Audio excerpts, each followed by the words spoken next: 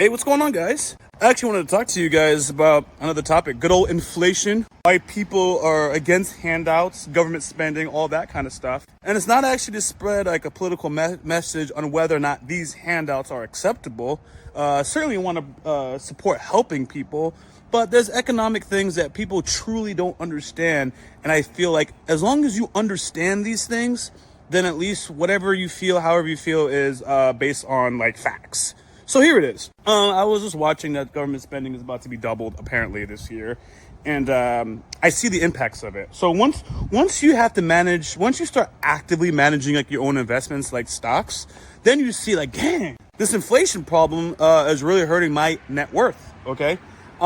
Everybody in some shape or form, well, I shouldn't say everyone, unfortunately it's not. Most people in some shape or form, your wealth is going to be tied to the stock market, whether it be your 401k or your IRA or something is tied to investments and or impacted by how the stock market is doing. So most of us need it to retire because pensions are way out the window. Are way gone for the most part. Even when we had pensions, a lot of times is backed by the value of the stock market. Anyways, so everyone is generally thinks that the government has infinite amount of money. They can print as much money, so they could pay for things, no worries, right? Other than the fact that we have to pay taxes. Like, forget about the tax argument. That's an argument as old as time. Most people are like, the government can print as much money as possible so they can pay for things. Supply and demand is what it always comes down to. The more the government prints money, the less value said currency has.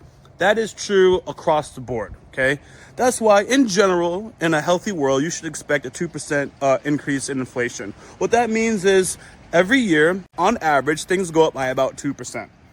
So you better hope that between your investments and your income, you are trying to increase your earnings by at least 3% so you can stay ahead of inflation.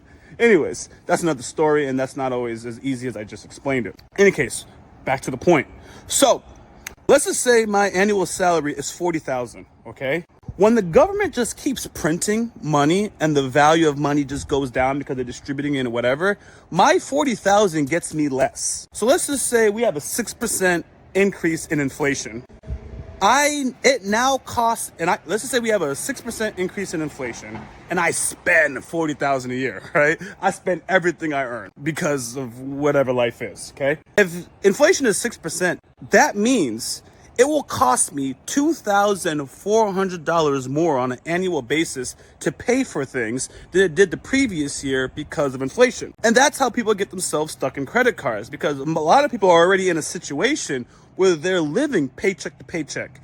And then you add inflation on top of that, and they're already focusing on all their necessities. That's when they result to just credit cards. That's why you can't fault people that swim in debt, because the debt is incurred because everything is going up and they can't necessarily get their income to match the pace in which things rise.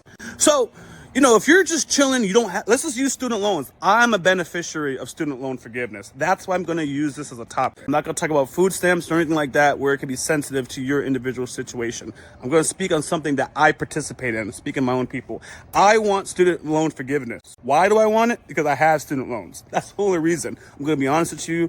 If I didn't have student loans, I'd be 100% against it. Don't look at me funny. All of you, I hope, all of us, well, actually, no, it'd be nice if you didn't do this. Most people vote for whatever's in their best interest, okay? If you own a home, you vote for politicians that say if you own a home, you get a tax credit. If you are a renter, then you don't care about that policy. It is what it is. So I absolutely want student loan forgiveness because I have student loans. And every year the government forgives somebody for something. So I already seen the rich companies get their bailouts for a bad year. So it happens for people, period. People get their bailouts. I want to participate. If you don't support that, God bless you. I don't have an issue with it. But hear me out. So back to the student loan forgiveness. When student loans are forgiven, right?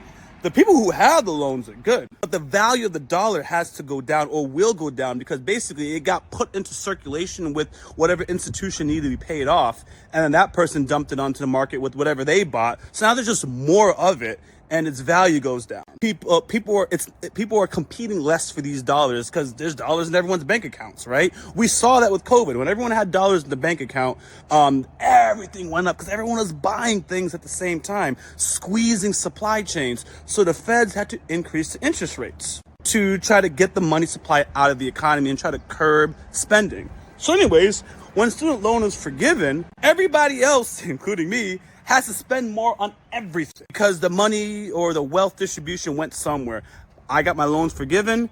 Everyone else lost value in their currency. Now they are paying more money for everything because I got my student loans forgiven, hypothetically. That's why people are often against these kinds of things, because it's either your taxes or the value of your currency. Somehow you always pay for it. Nothing is free. So long story short, that is why most people are opposed to government spending and want the government to spend less. If the government spends less, no longer incurs these deficits, no longer devalues our currency by printing and printing and printing, in general, we have higher purchasing power, okay? And then we don't incur debt ourselves because our dollar remains strong. So what often keeps happening, though, is the rich people stay fine just because they're rich. They have all these avenues of generating more wealth, evading taxes or what have you. But the middle class keeps getting squeezed because as our currency devalues, we have less options to A, generate more wealth, or B, just to protect our wealth, right? Because they always say it. If you have $1 million, it's easier to make another. So the richer you are, the easier it is for you to make more money because you don't even have to be tied up with work like regular people. Okay, your money's working for you. You hire the best expert, et cetera, et cetera. But when you are struggling on that 40,000, that 50,000, that 60,000, depending on your state, even 90,000, you're still struggling, right? When you're in that category, depending on where you live, you don't have enough money to invest and get your money working for you, whatever. So you get squeezed. So the people that really, really need this, or the people that want their student loan forgiveness, they get it. It's all printed. Middle class has to suffer because middle class A is paying their 35% in taxes. Okay, it depends on where you are. And your currency is losing value. You're paying a high tax rate, and whatever you used to buy is costing you more money than it did the previous year. So you get squeezed. So that's what it is. That's your economic lesson. Do whatever you want to do with that information. I would say A, spend less money, or B, get the money from the people that actually had the money.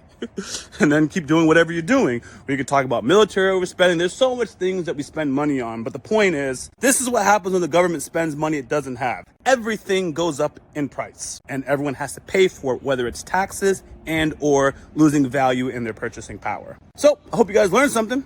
I'm out.